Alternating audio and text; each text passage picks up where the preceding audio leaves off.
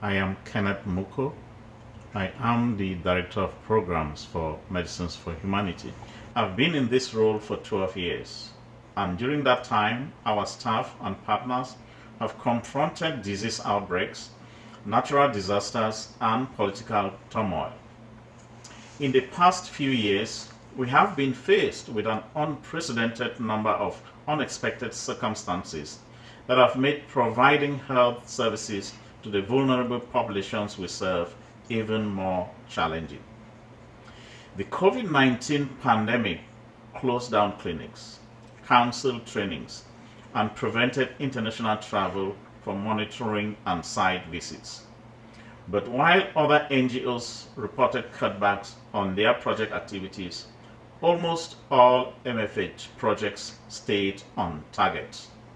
In fact, in many of our countries, we were one of the first international aid organizations to develop, produce, and distribute guidelines and prevention materials.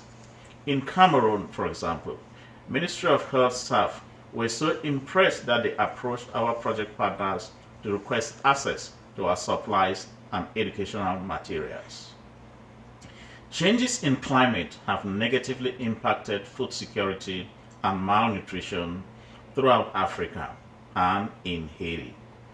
In Malawi, one of the most underdeveloped countries in the world, persistent droughts continue to destroy the crops that provide food to many impoverished families, further exacerbating an already desperate situation. In addition, these same vulnerable families have little access to healthcare services or even safe drinking water.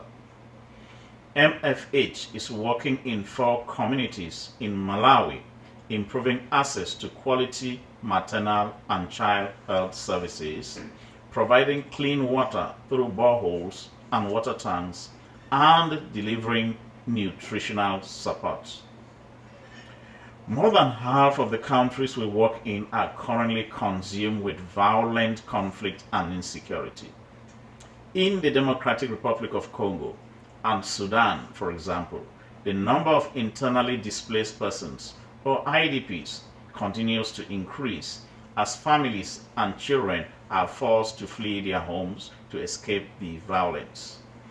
We have had to refocus some of our efforts to provide critical services, food and non-food items to IDPs because they are among the most vulnerable people we work with.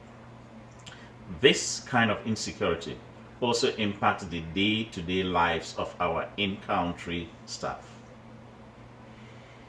Even in the most difficult times and places, MFH is able to increase the number of services we are delivering and the numbers of people we are reaching.